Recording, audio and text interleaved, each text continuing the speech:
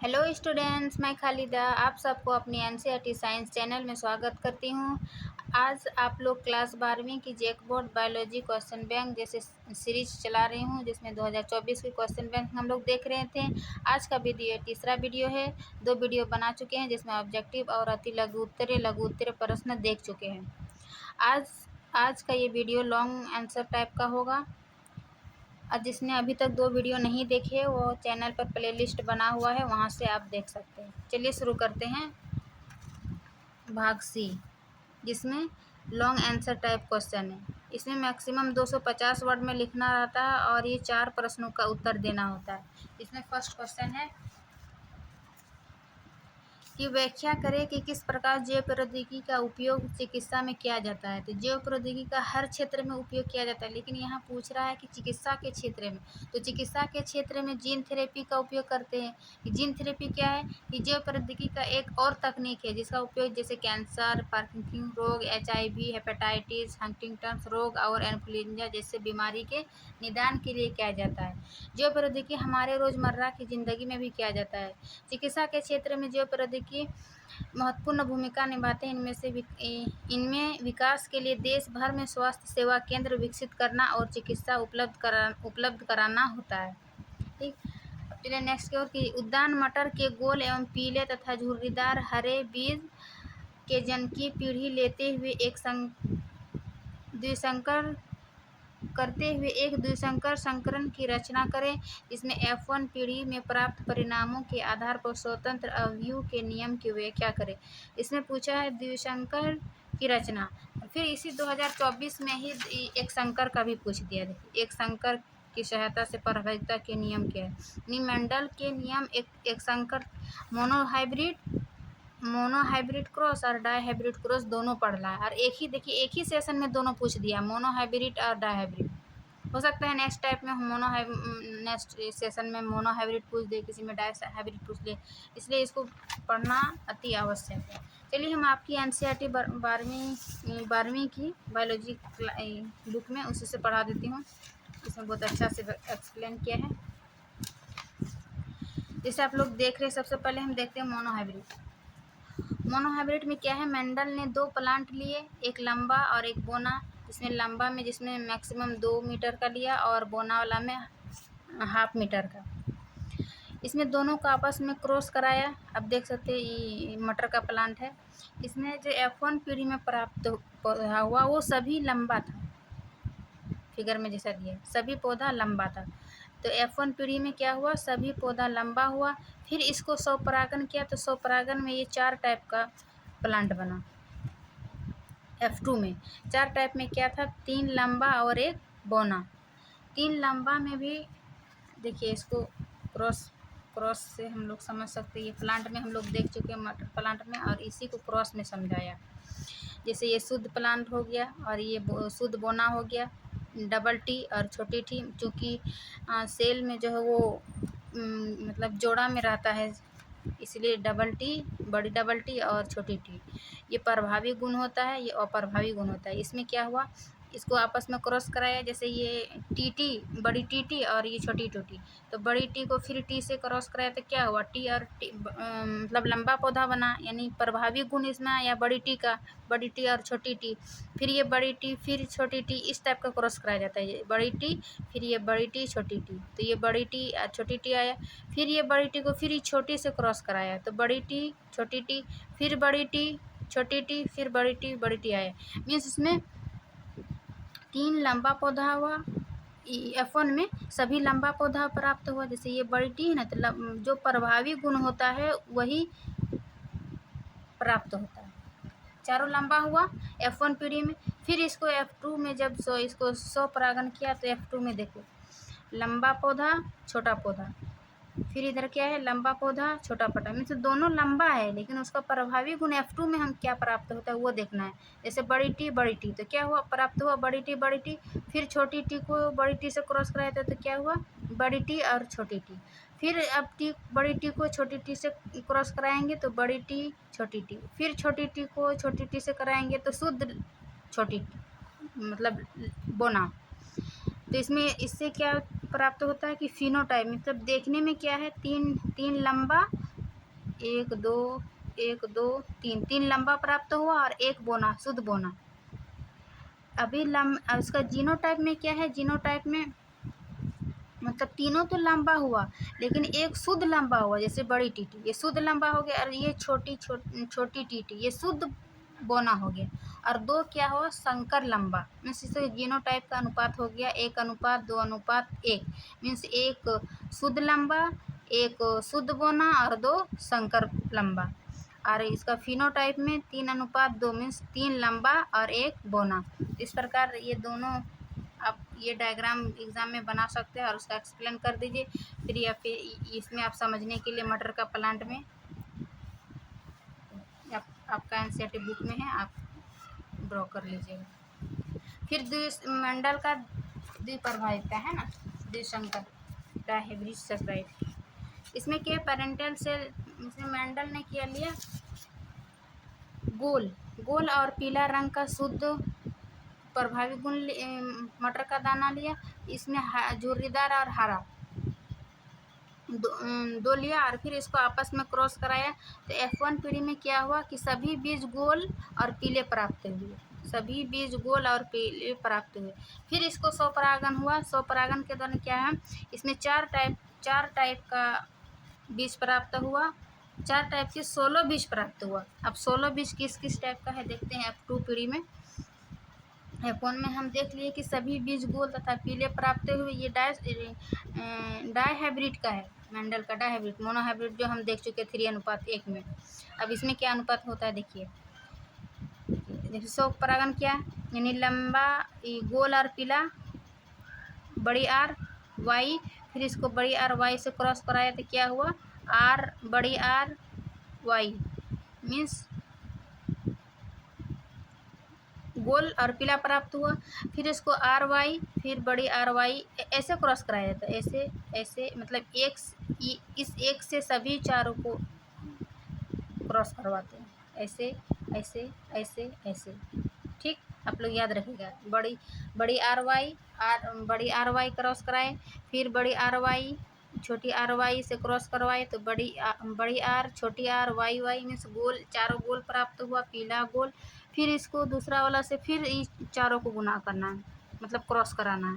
तो फिर ये क्या हुआ, ये दो गोल, दो मतलब पीला और गोल, और दो झुर्रीदार और हरा पीला, इस टाइप का हम देखें। फिर इसको आपस में इस टाइप का क्रॉस करवाते हैं तो ये क्या हुआ, 1 2 3 4 5 6 7 8 9, मीन्स क्या हुआ, 9 गोल प्राप्त हुआ, 9 गोल पीला बीज प्राप्त हुआ। और फिर 1 2 3 क्या है, हरा, और झुर्रीदार पीला कितना है, 1 2 3, झुर्रीदार पीला 3 है और एक झुर्रीदार हरा। मीन्स इसका जीनोटाइप फिनोटाइप का अनुपात क्या हुआ, 9:3:3:1, मीन्स 9 गोल पीले, 3 गोल हरे पीले, 3 झुर्रीदार पीले और एक हरे झुर्रीदार हरे। इस टाइप का हम 6 बीज प्राप्त हुए। F2 में क्या हुआ, 4 टाइप के 6 बीज प्राप्त हुए और F1 में क्या हुआ था, सभी बीज गोल और पीले प्राप्त हुए। और मोनोहाइब्रिड में हम क्या देखें कि F1 में सभी लंबा प्राप्त हुआ, लंबा प्लांट प्राप्त हुआ जो 3:1, मीन्स 3 लंबा और एक बोना। और F2 में क्या देखिए, 1:2:1, मीन्स एक शुद्ध लंबा, एक शुद्ध बोना और दो संकर लंबा। तो आप लोग ये देख चुके हैं। अब नेक्स्ट क्वेश्चन की ओर जाते हैं।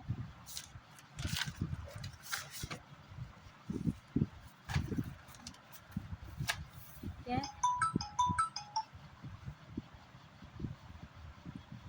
एक बीजपत्री भ्रूण का विकास, मीन्स डेवलपमेंट ऑफ मोनोकॉट और डेवलपमेंट एट डाइकॉट। एक ही क्वेश्चन में देखिए दोनों दे दिया है 2024 में। ये मतलब शॉर्ट नोट्स में लॉन्ग टाइप का है, मतलब ये दोनों आपको एक्सप्लेन करना है।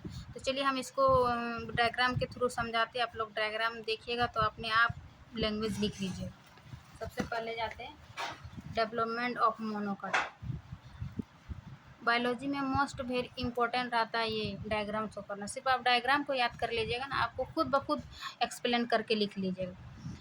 तो मोनोकॉट में हम क्या लेते हैं, सबसे पहले हम बीजांड लेते हैं। बीजांड में क्या पाया जाता है, बीच में मादा युग्मक, फिर है इधर चला जा, ऊपर की ओर चला जा और नीचे की ओर माइक्रोफाइल मीन्स बीजांड द्वार। फिर ये बीच में जो मादा ये जायगोट का निर्माण करते हैं जो 2n होता है, और ये ट्रांसफर डिवीजन द्वारा 2 सेल का निर्माण करता है। 2 सेल में क्या है, ऊपर वाले सेल को टर्मिनल सेल कहते हैं और नीचे वाले सेल को बेसल सेल कहते हैं। फिर बेसल सेल जो है धीरे धीरे विलुप्त हो जाता है, मतलब ट्रांसफर धीरे धीरे विलुप्त हो जाता है, और ये सिर्फ टर्मिनल सेल आगे डिवीज़न करता है। टर्मिनल सेल आगे चलकर टर्मिनल सेल, मिडिल सेल और बेसल सेल में विभाजित होता है। फिर ये टर्मिनल सेल 2 सेल का निर्माण करता है, फिर ये 4 सेल का, फिर ये ग्लूमेरुल आकार का बन जाता है, और ये ग्लूमेरुल आकार अब प्लूमेल और रेडिकल का निर्माण करता है, और ये धीरे धीरे बेसल सेल विलुप्त हो जाता है। ये प्लूमेरुल से परागकण क्या है, ये शूट सिस्टम का डेवलपमेंट करता है, और ये रेडिकल क्या है, रूट सिस्टम का डेवलपमेंट करता है। और फाइनली ये फिगर होता है कि क्या क्या मोनोकॉट का भ्रूण कैसा होता है। तो परागपुर ये देख चुके हैं सबसे भीतरी वाले भाग। फिर इसको क्या कहते हैं, ईपीब्लास्ट। ये यही बेसल सेल है ईपीब्लास्ट, ये धीरे धीरे जो खत्म हो जाता है इसको ईपीब्लास्ट कहते हैं। फिर ये परागपुर चोल मीन्स परागपुर के बाहरी ओर जो एक संरचना होती है वो परागपुर चोल। फिर ये मूलांकुर, फिर मूलांकुर के एक बाहरी संरचना होती है मूलांकुर, और ये रूट कैप कहलाता है। ठीक, इस प्रकार हम मोनोकॉट में देख लिया भ्रूण, डेवलपमेंट ऑफ मोनोकॉट में।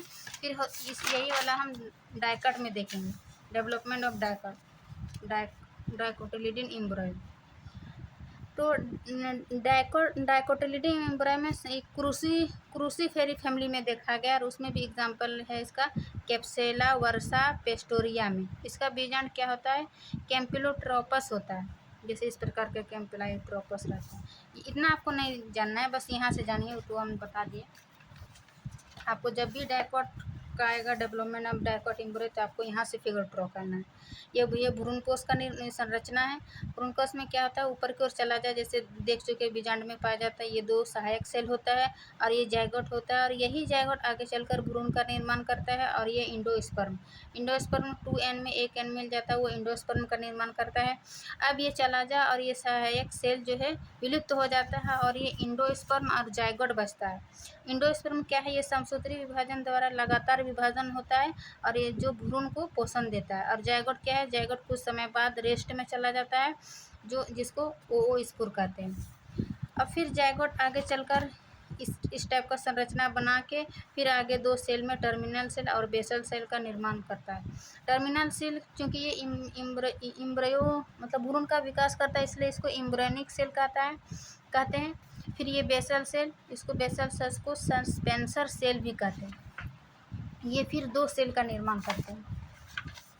फिर है ये ट्रांसफर डिवीजन द्वारा आगे 2 सेल से 4 सेल, 4 सेल से 8 सेल का निर्माण करता है। ये ऊपर की 4 सेल ईपी बेसल कहलाता है, और नीचे की 4 सेल हाइपो बेसल कहलाता है। और ये धीरे धीरे जो सस्पेंसर है ये विलुप्त हो जाता है। जिस प्रकार हम मोनोकॉट में देखें, ये बेसल से विलुप्त हो गया, बेसल से विलुप्त हो जाता है धीरे धीरे, और इसमें क्या है, सस्पेंसर से धीरे धीरे विलुप्त हो जाता है। फिर ये आगे जो है हार्ट शेप का संरचना बनाती है, जिसमें 3 परत होता है। जैसे प्लांट में, जैसे एनिमल में एक्टोडर्म, मेसोडर्म, एंडोडर्म होता है ना, उसी तरह प्लांट में डर्मेटोजन जो सबकी सबसे बाहरी लेयर होता है, और बीच वाली लेयर पेरिबलम कहते हैं, और सबसे भीतरी वाली प्लेरोम कहलाता है, और नीचे सस्पेंसर। ये सस्पेंसर धीरे धीरे ख़त्म हो जाता है और आगे चलकर इस टाइप का संरचना बना देता है कोटिलिडन और स्टेम टिप रूट रीजन। अब यही रूट रीजन आगे चलकर देखिए हाइपोकोटाइल, रेडिकल, रूट कैप, यहीं पे जो था रूट रीजन में रूट कैप, ये रूट सिस्टम का निर्माण कर देता है रेडिकल से। फिर ये प्लूमेल और ये 2 डाइकोटिलिडन का निर्माण हुआ। तो ये आपको फाइनल डाइकोटिलिडन का संरचना हुआ, मतलब किस टाइप से भ्रूण बीजांड से शुरू होता है और ये डाइकोटिलिडन का निर्माण होता है। ये बीजांड से शुरू होता है और ये मोनोकोटिलिडन का निर्माण हो जाता है। देख लीजिए। अब फिगर बना के सिर्फ एक्सप्लेन कर दीजिएगा, नहीं भी एक्सप्लेन कीजिएगा और फिगर इतना अच्छा से बना दीजिएगा, आपको फुल मार्क्स मिलेगा। चलिए नेक्स्ट क्वेश्चन पे। नेक्स्ट क्वेश्चन क्या है कि दिए गए रोगजनक जीव के नाम एवं उनके लक्षणों के लिखिए। कुछ रोग का नाम दिया है और उसके लक्षण को आपको बताना है। क्या है, टाइफाइड। टाइफाइड किससे होता है, साल्मोना टाइफी बैक्टीरिया से, जिसका लक्षण क्या है, तेज बुखार, लगभग 130 से 104 डिग्री तक बुखार रहता है। फिर है क्या है, अमीबॉइज, इसका रोगजनक एंट अमीबा होता है, जो प्रोटोजोआ में आता है। एंट अमीबा, इसका लक्षण क्या है, कब्ज, उदर पीड़ा मीन्स पेट में दर्द। फिर है मलेरिया का रोगजनक कौन है, प्लाज्मोडियम, इसका लक्षण क्या है, कपकपी के साथ बुखार। ये तो आपको याद करना है कि कौन किससे होता है, नहीं होता है, बैक्टीरिया जनित रोग, वायरस जनित रोग। फिर है सामान्य जुकाम, ये क्या है, राइनो वायरस से होता है, इसका लक्षण क्या है, ज्वर, खांसी, सिर दर्द। फिर है निमोनिया किससे होता है, स्ट्रेप्टोकोकस न्यूमोनी बैक्टीरिया से, इसका लक्षण क्या है, सिर दर्द, छाती में दर्द, खांसी। फिर आगे है, निम्नलिखित की परिभाषा दीजिए एवं प्रत्येक का एक एक उदाहरण दीजिए। जैसे ये आपका एनसीईआरटी बारहवीं में इन्वायरमेंट वाला चैप्टर से है। परभक्षण, स्पर्धा, परजीविता, सहभोजिता, सहोपकारी। चलिए हम इसको समझाते हैं आपको अच्छा से, ये याद रखना है आपको। Population interact,